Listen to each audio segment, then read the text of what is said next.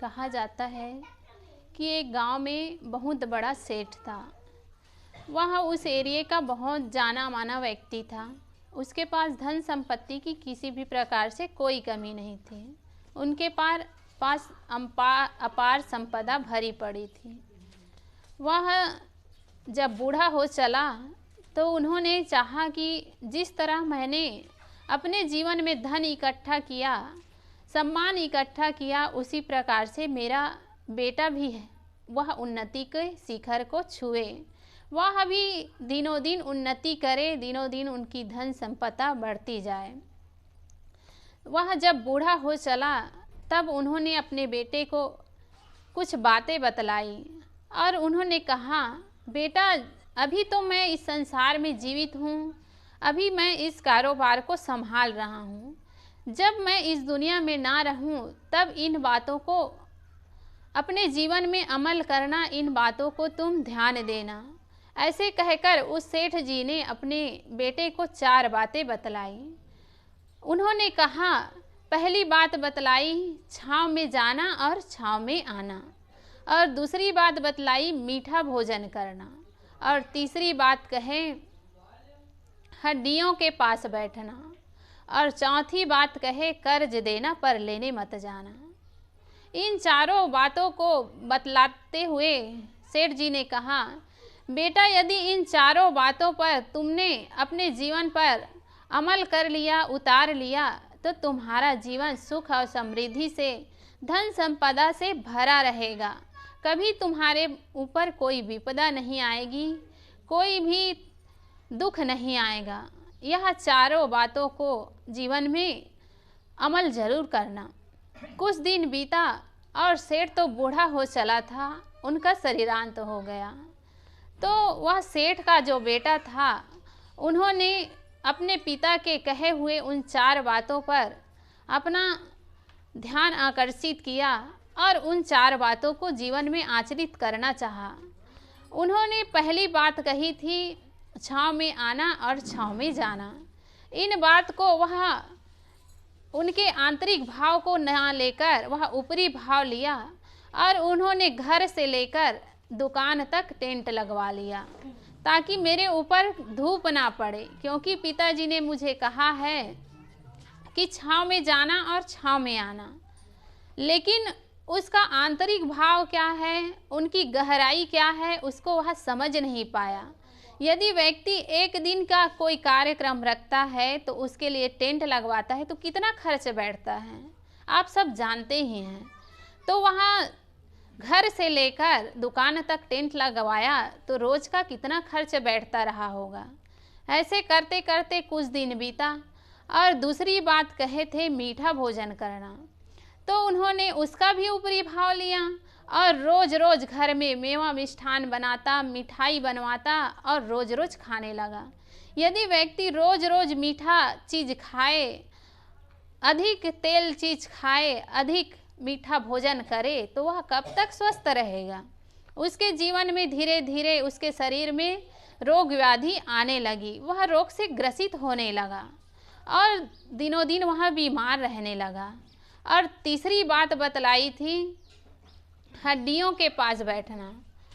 वह व्यक्ति सोचता है कि पिताजी ने हड्डियों के पास बैठने के लिए कहा है, तो क्यों ना मैं एक कमरे में जो मरे हुए व्यक्ति हैं, मरे हुए जानवर हैं, उनकी हड्डियों को लाकर क्यों ना मैं उसके पास बैठूं। ऐसे कहकर वह अपने एक रूम में कबाड़ इकट्ठा कर लिया। हड्डियों का कोई व्यक्ति हड्डियों के पास जाए तो उससे दुर्गंध तो आएगी ही आएगी, तो उसने तो अपने घर में ही हड्डियों को स्थान दे दिया, हड्डियों को रख लिया, तो घर तो दुर्गंधी से भरा ही रहा और सब लोग बीमार पड़ना शुरू हो गए।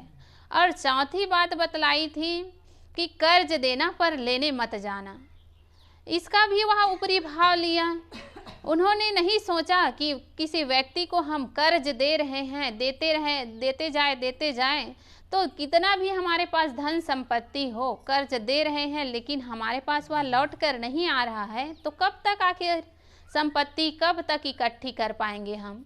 वो तो जाता जा रहा है, तो हमारे पास कितना दिन तक धन टिकेगा। ऐसे करते करते उनका पूरा धन संपत्ति खत्म हो गया।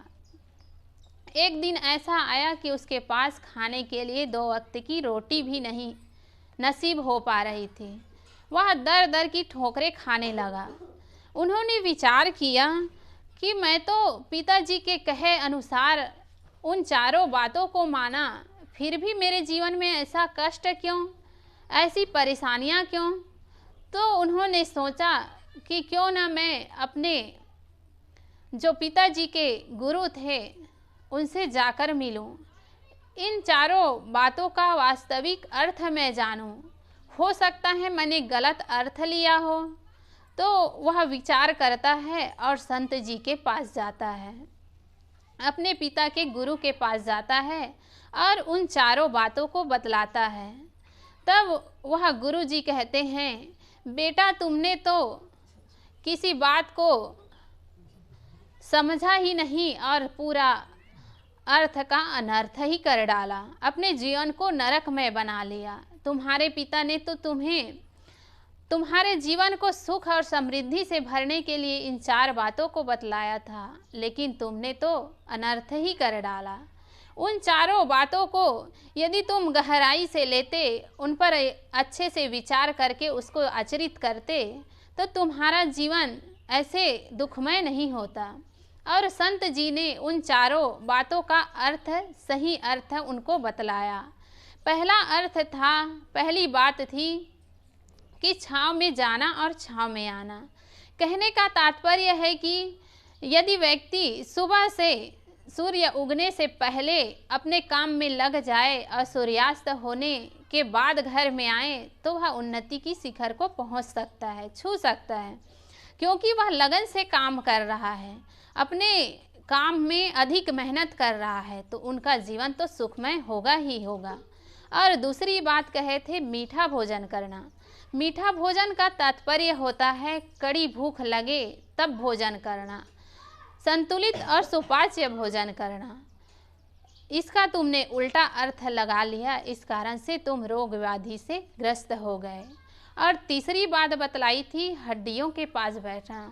हड्डियों के पास बैठने का अर्थ होता है बड़े बुजुर्गों के समकक्ष बैठना, उनके पास, क्योंकि बड़े बुजुर्गों के पास पूरा जीवन का निचोड़ रहता है। उन्होंने जीवन कैसे जिया है, कैसे ऊंच नीच उसके जीवन में रास्ते आए हैं, बदलाव आए हैं, उतार चढ़ाव आए हैं, उनका ज्ञान उन्हें रहता है। इसलिए बड़े बुजुर्गों के पास बैठने से हमें कभी हानि नहीं होती है, लाभ ही होता है। इसलिए तुम्हें बड़े बुजुर्गों के पास बैठने के लिए कहा गया था, लेकिन तुमने तो उल्टा ही अर्थ लगा लिया। और चौथी बात कहे थे कर्ज देना पर लेने मत जाना।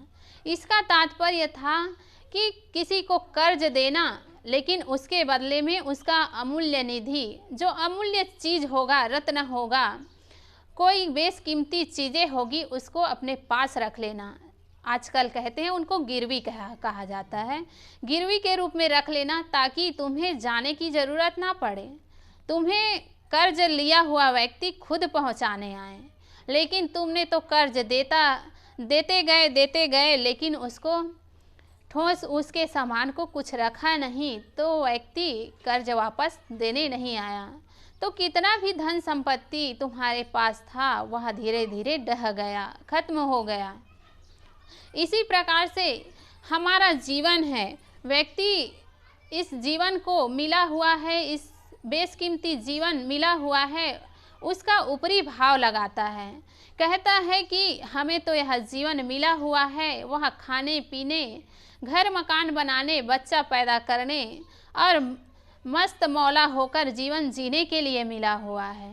इसी प्रकार से हम इनका ऊपरी भाव लगाते हैं कि हमें यह भोगने के लिए जीवन मिला हुआ है, हम इसे साधना में और संतों के सानिध्य में क्यों बिताएं। इसी कारण से हम आज भटके हुए हैं। यदि व्यक्ति इस मनुष्य तन की वास्तविकता को जान जाए, इसकी कीमत को जान जाए, तो वह महान बन सकता है। साधना में जीवन जी के अपने जीवन को चरितार्थ करके अपने जीवन को कल्याण की ओर अग्रसर कर सकता है। व्यक्ति चाहे तो एक महान पद को पा सकता है, लेकिन उसके भाव को समझना पड़ेगा, उसके आंतरिक जो भाव है उसको जानना पड़ेगा, तभी हम इस मानव जीवन को पाए हुए हैं, उसकी सार्थकता होगी। यदि व्यक्ति मनुष्य जीवन को ना जान करके उसको व्यर्थ में ही खाने भोगने में ही जीवन को बिता दे, तो जिस प्रकार से उस व्यक्ति उस सेठ के बेटे की हालत हुई, उसी प्रकार से हम सब की हालत हो जाएगी और एक दिन इस दुनिया से विदा हो जाएंगे और ना जाने किस खानी में, किस योनि में भटकते भटकते पता नहीं कब इस शरीर को पा सकेंगे मानव जीवन को, यह कुछ जाना नहीं जा सकता। इसलिए हमें यहाँ मानव शरीर मिला हुआ है, उसको समझे, उसको जाने, लेकिन व्यक्ति इसको जानना नहीं चाहता, समझना नहीं चाहता और उसका भाव गलत लगाकर गलत रास्ते पर निकल जाता है।